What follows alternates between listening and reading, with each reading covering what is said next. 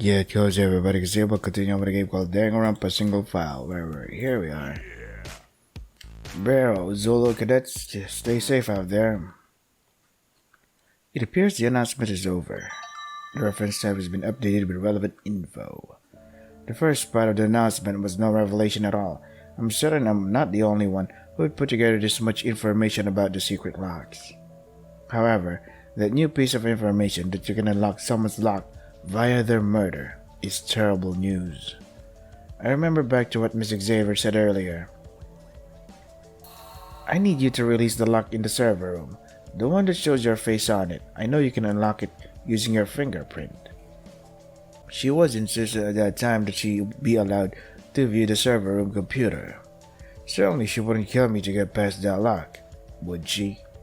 No, I should think about this calmly. No one is going to kill anyone just to unlock one of those locks. After all, most of us barely know each other. Moreover, killing someone to open the lock means then wrestling with the entire trial that follows. It can't be worth the risk. We're all smarter than that, are we? How many others have thought nearly those exact thoughts before perishing at the hands of their peers, I wonder? With a newfound urgency, I make my way to the laboratory. If there is something that important on the computer, I need to find out what it is. It may just give me the truth I need to confirm or deny Miss Xavier's wild claims. Knowing that I can't let my assistant see me maneuver, I activate the privacy setting on my spyglass. I realize I must have this feature when Miss Xavier cut off communication on her side. Now I can proceed without cluing her in to the server's contents. I'm in luck. It seems the laboratory is empty, unless Miss Xavier is inside the locked room that used to be my personal quarters. I'll move quietly just in case.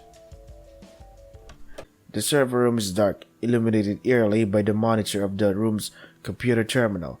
That terminal is the room's sole means of interface with the research database. To begin searching through this data, I'll first need to log in using my thumb's print upon the pad. Fingerprint recognized. Good, it's still responsive.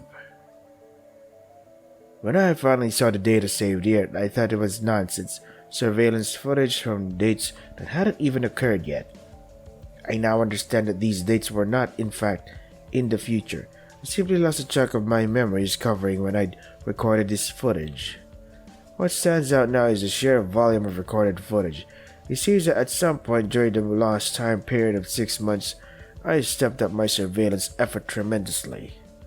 It's only going to make it more difficult to find anything useful. The only keyword associated with one of these files is generally the name of the subject whose actions are being recorded. Perhaps I should search the name of one of the people I've met here in the game? Which name should I search for? Maya Xavier. The other captive I'm most curious about is my own research assistant. Her behavior has been suspicious ever since my arrival here. She's made some incredibly wild claims that need to be substantiated with hard data. Nothing. Blast. I suppose I shouldn't be surprised, though.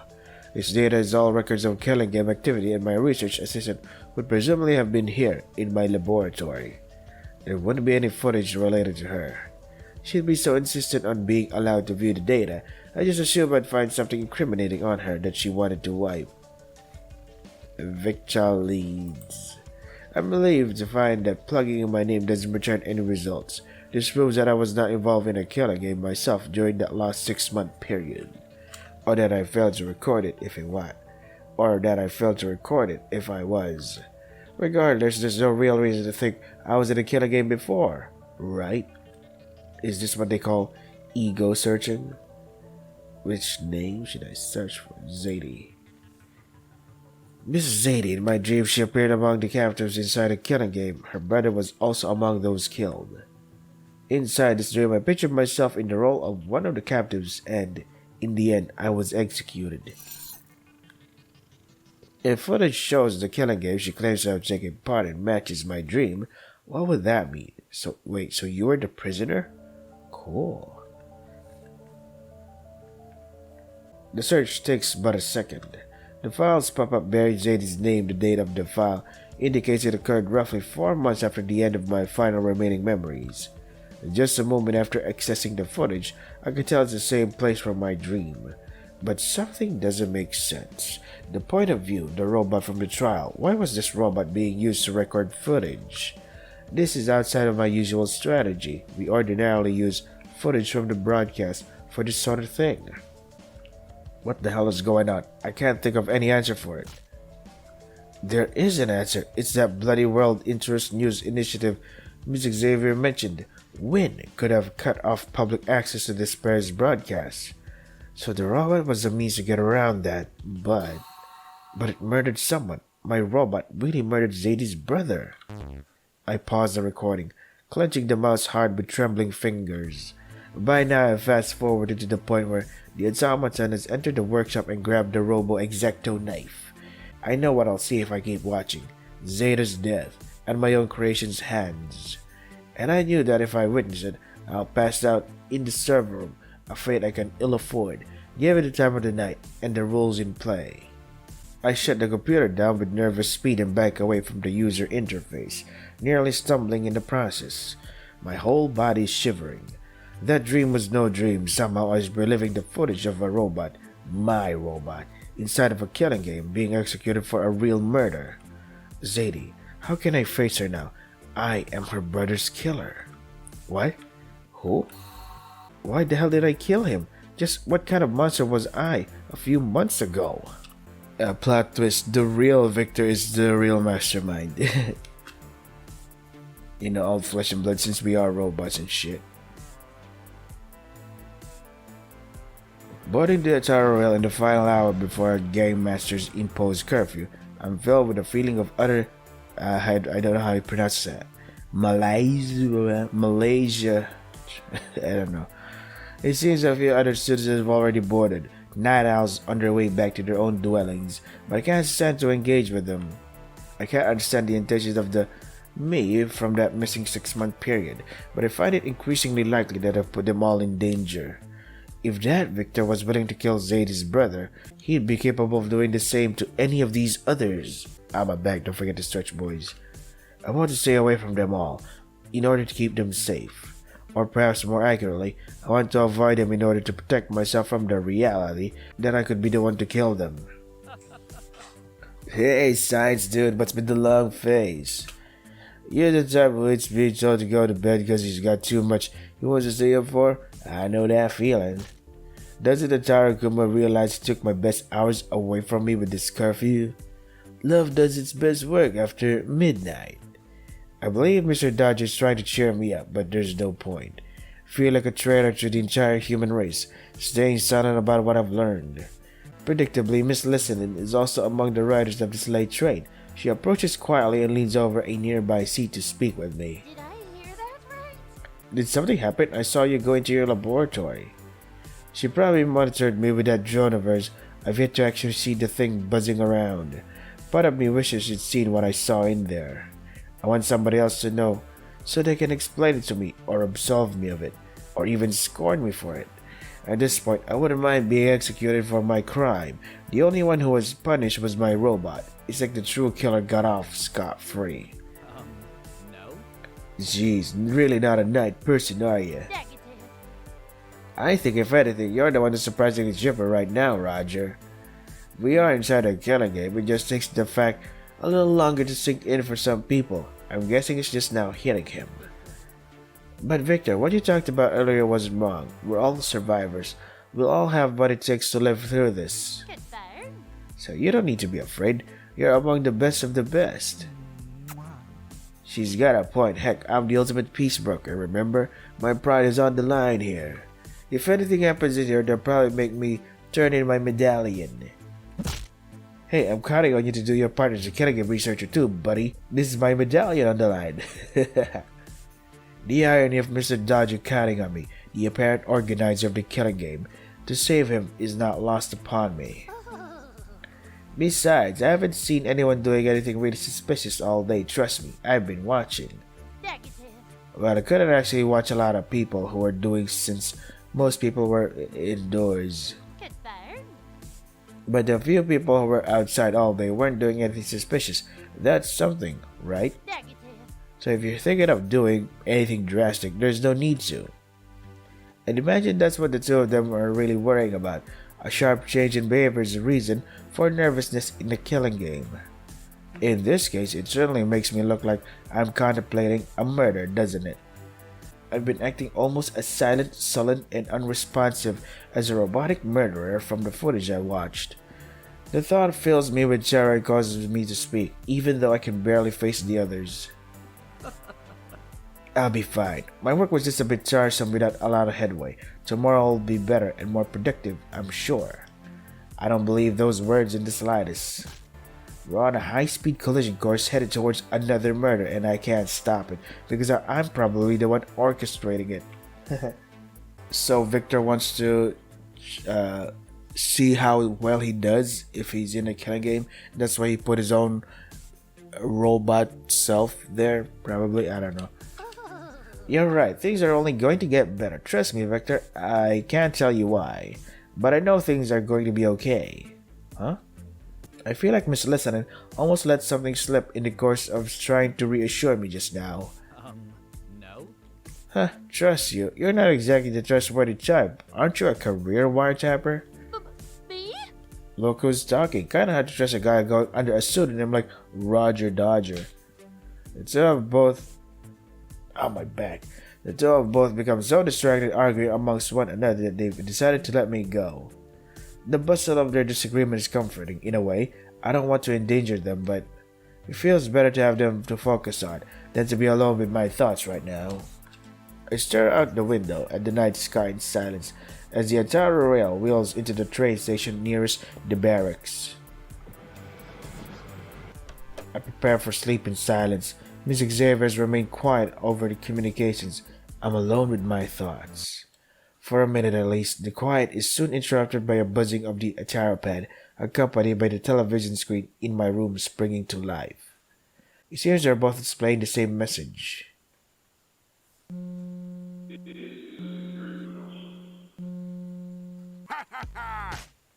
Bear arms, cadets. I've got a few closing words before you all hit the hay. I hope you made the best use of your first day here. Tomorrow is gonna be tougher. It's way too early to start slacking. If anybody dropped out on the first day, not only would I count myself a failure, but the brass would probably throw me out of the academy faculty. But you guys are doing so well so far, I'm like a proud older brother. Let's go over tomorrow's itinerary one more time. After breakfast and a few hours of screwing around, it'll be time for the kill detector test. It's an important opportunity to spend more time with your beloved chief or staff. Now, of course, you're free to skip it. I'd say it'll be pretty suspicious if you do, but you're free to skip it if you want. Alright, let's all get some shut-eye. Maybe I'll see you in your dreams. Barrow Zulu cadets. Is that a reference to something? Barrow Zulu? The announcement ends without offering a single piece of new information. In cases like this, no news is good news. Not that it's improved my frame of mind at all. Disgruntled, I growl under my breath, disrobe, shut the lights off, and crawl into bed. The best thing for everyone would probably be if I never woke up again. That's likely the only way I can disrupt my own plan. But I'm too much of a coward to do anything proactive about it. Ataru Kuma's Theater of War, Episode 1. Are you the kind of guy that says please and thanks to your smart home system? That's the level of empathy we all ought to aspire to. Smart, too. You can accomplish a lot with just a little friendliness. Wriggling out of tough spots using empty platitudes is the oldest trick in the book. That's because it works. But you gotta be aware when other people are pulling the same trick on you. Always be on the lookout for signs that someone is trying to use your good nature against you.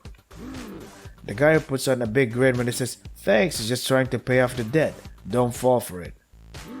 The girl sticks her tongue up and bops her head when she says sorry, just wants you to let her off the hook because she's cute. Call their bluff and tell them to pay up then and there. They owe you something or else they wouldn't be blabbing. Robots are gonna hold you guys accountable in the future too. We aren't gonna fall for any bluffs. Huh? You think that means you shouldn't bother saying nice things to me? No. You should still say please and thank you to me. I'm not like other robots. I'm a nice bear. I'm the nicest, so don't let me catch you being nice to other machines again, okay? Forget what I said about your smart home system. Throw it in the trash. A guy could get jealous. Broadcasting distress signal to all future Foundation channels. Uh-oh. Trying channel 10001. If you hear this message, please ping response.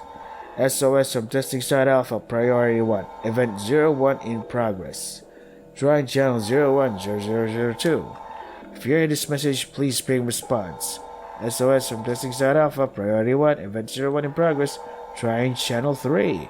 If you hear this message, please reply.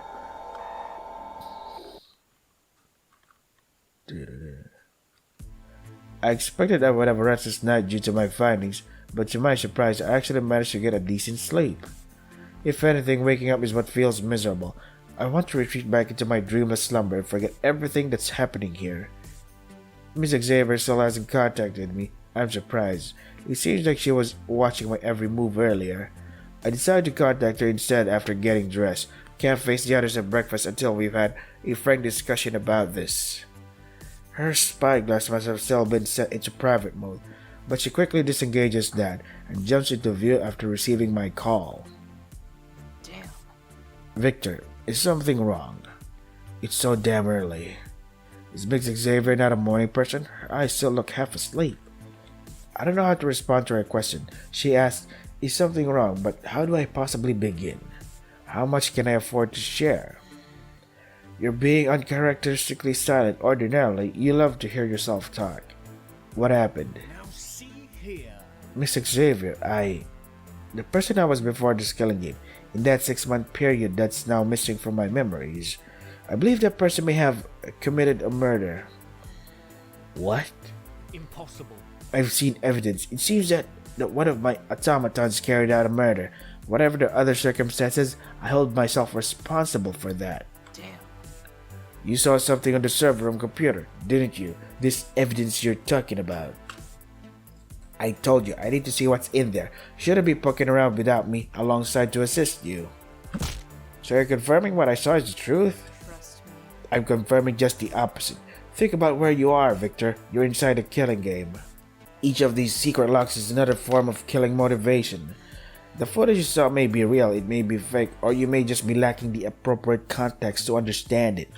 Calling yourself a killer based off some movie you saw on a computer, that's even more moronic than your usual blunders. Damn it, stop trying to cover it up. I had a dream, Xavier, a devised explanation, but I saw the entire murder and the grisly execution in my dream before I awoke in the lab the first morning. The server's footage matched it exactly. Now see here. Are you telling me that both the dream and that archival footage are unreliable? Based on what? Victor. Calm down and listen to me. What you're worried about is that some version of you that existed in the past saw killing as acceptable, right? Don't be an idiot. You're an egoist, an idiot who thinks he's a genius, a closet pervert, a lot of things. But you're no murderer. You're not a person who would threaten other people's lives. You aren't now and you weren't then. In fact, the you from inside that 6-month period had grown. You'd begun to open up to people. Victor. Frankly, you were a person who was learning to trust others and care for them.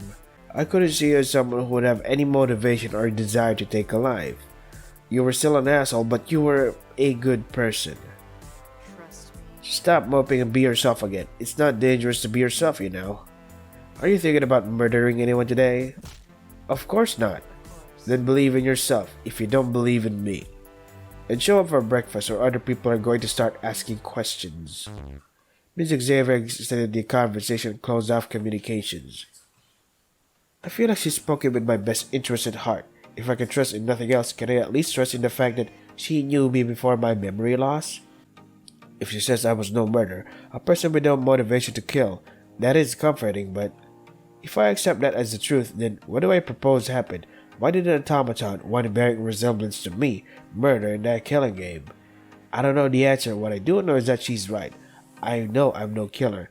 Even if that robot was mine, I can't hold on to that guilt. It's much more likely that the agents of despair were responsible for the setup and murder, isn't it? I've got to get to the bottom of this. Moping and fearing the worst will only hold me back. I'll meet with the others at breakfast and continue moving forward. I'll finish my morning routine, then head for the Ataro rail. I arrive at the mess hall to find all of the usual in attendance. The only missing is, predictably, Mr. Debunker, who cannot be prompted to leave his safe house for any reason.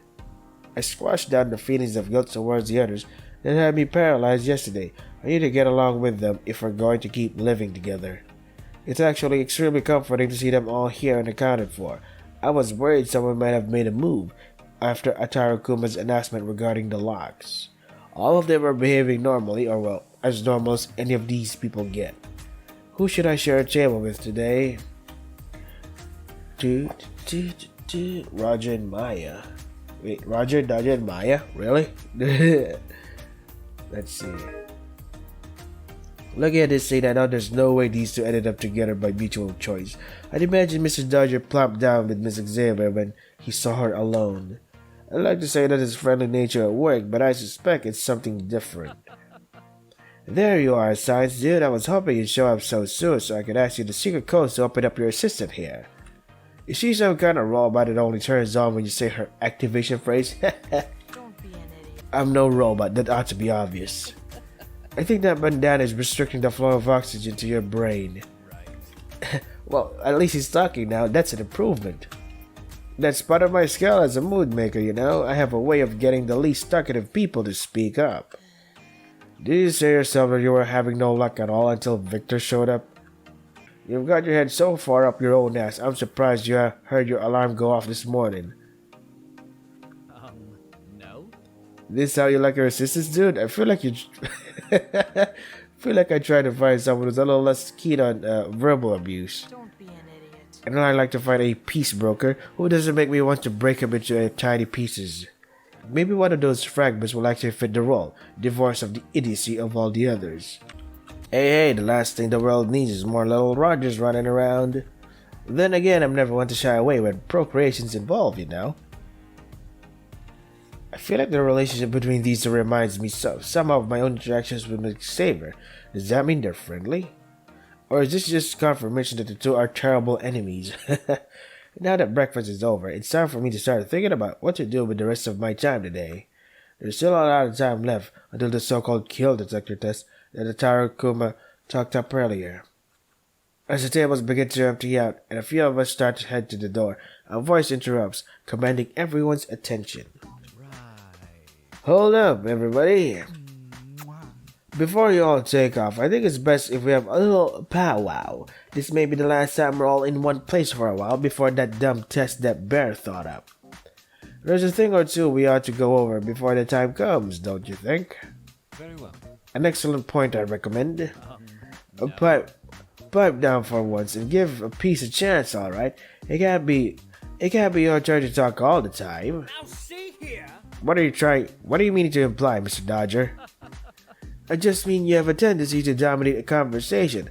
This time, it's my turn. Let me show you why they call me the ultimate peacebroker. We'll settle all this the same way we did during Devil's Bargain.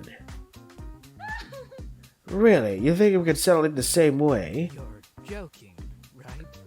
Well, not exactly the same way. You keep quiet too, okay, Eliza? Jeez. Ahem. That's the good stuff. The thing that keeps everyone from killing one another is trust, and to that end, I've come up with a two-part agenda to make sure that we all become as thick as thieves. The first part of that agenda starts now with what I like to call the ultimate icebreaker. Oh no, icebreakers aren't really my thing. Screw that. You can't be serious, there's no way I'm going to go along with that preschool bullshit. You've gotta be high. Did I hear that right? Do you really think I could get that stuff here? No? You're all giving up on this way too easy, I'm telling you. The way to form lasting friendships is to start with something simple like this. I think not. If that is our intention, wouldn't it make the most sense to relocate first to a location where we can include Charles in whatever this is? No? And risk all of you running off again? No way. I carefully planned this to get you all together in one place. Right. So without further ado, let's finally get this ice broken.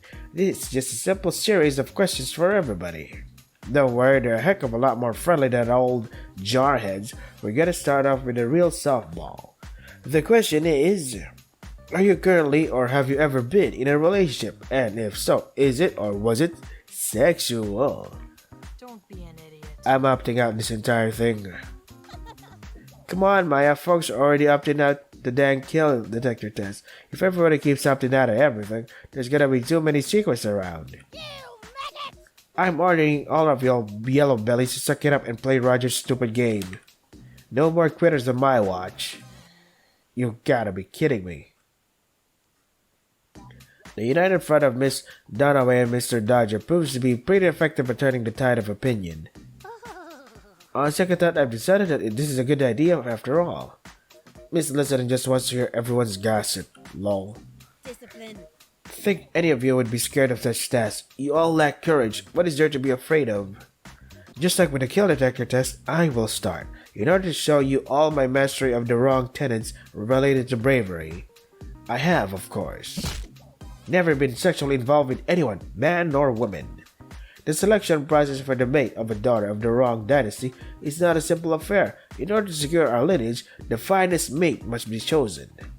As you wish. Is there no room for you to be involved with a woman in this arrangement? It cannot be. I have never considered this before. How could I achieve the perfect mix of genetics if I were to take a partner who cannot impregnate me? No siree. I think you're overthinking it a tad. Does it really matter, all that junk about genetics? Yes, me. What matters for a child is his upbringing. My dad raised me to be the best on boats. Master Seaman owes it all to his dad's genetics. Superb. Exactly, thus do I keep my options open.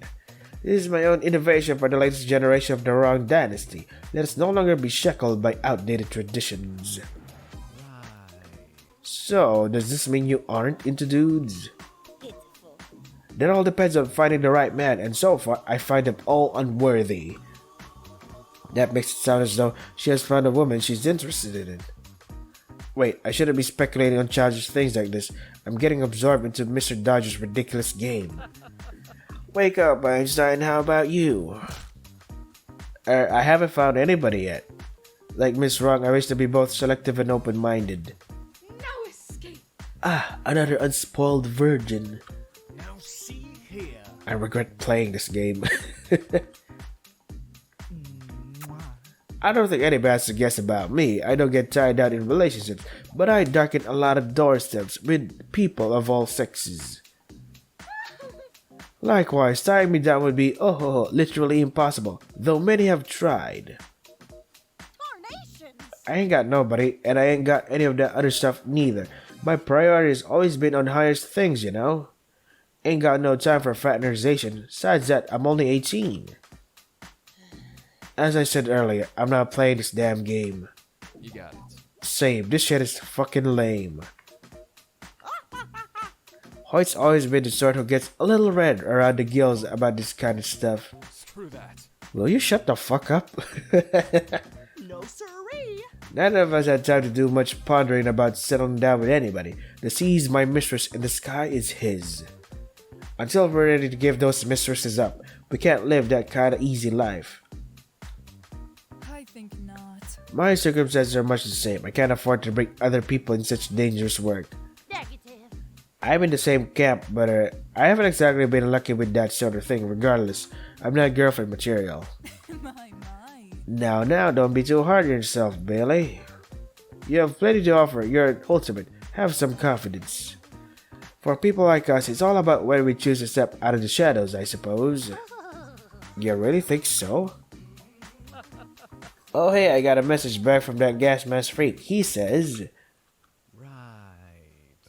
I'm afraid I don't have the luxury of sharing my isolationist lifestyle with a partner. I'm sure that would be a significant boon to staving off boredom, but it would come at the cost of resources and privacy. I can't afford that kind of risk. I do apologize. I think he thought I was propositioning him. Anyway, that just leaves you, big guy. Are you gonna break the streak? Got yourself somebody whistling in the kitchen at home? I gotta collect this info so I know who to keep my hands off of. Ha ha ha. I'm a bit older than the rest of you, so perhaps it is the best that you leave me out of the discussion, Monsieur Judger. No? Oh, come on, you're like a year or two older than me, right? That's nothing. I've had way weirder hookups. You're a lunch line guy, right? So spill the beans. I really feel... You maggots! Come on, you big baby. Even Vicky did it.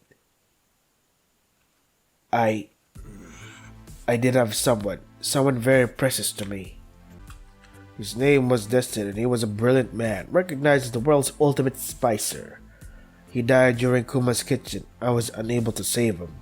We met during that very same killing, and we both took a quick shine to one another. As things grew increasingly dire, I promised to protect him. I was a fool. I had no idea at the time of that promise what horror was to come. What are the secrets?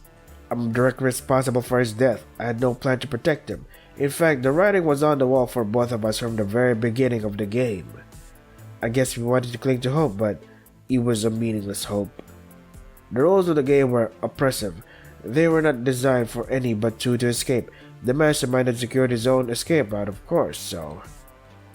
I had the opportunity to help Destin, and I tried. But it was pointless. He wouldn't let me give up. Destin sabotaged himself for my sake.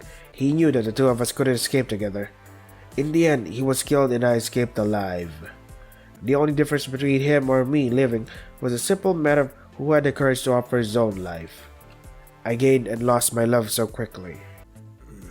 That is true despair, my friends. That is why I won't allow a single other person to fall. You're harshing my mellow. That got a little heavier than I was counting on. Sheesh, dude. Now see here. Mr. Dodger, you're the one responsible for forcing him to speak. No? Yeah, but I didn't expect him to be carrying that kind of baggage. The mood's in shambles. I've completely forgotten what the rest of the icebreaker questions were. I guess at least we learned we're all single. Ooh, me next. Don't you want to know about my sex life? Alright, buddy, go ahead and... when'd you get here? I've been watching for a while now. This is the most interesting thing you sad sacks have done since I got here. All those poor lovesick virgins. Along with those kiss-stealing, wheel-dealing sons of guns. What a mix. I can't believe you all were holding out on me. Disciplinary action for all of you.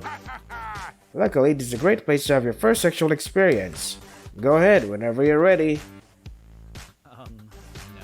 You know, suddenly I'm not really in the mood. Let's just discuss part 2 of my ultimate icebreaker plan.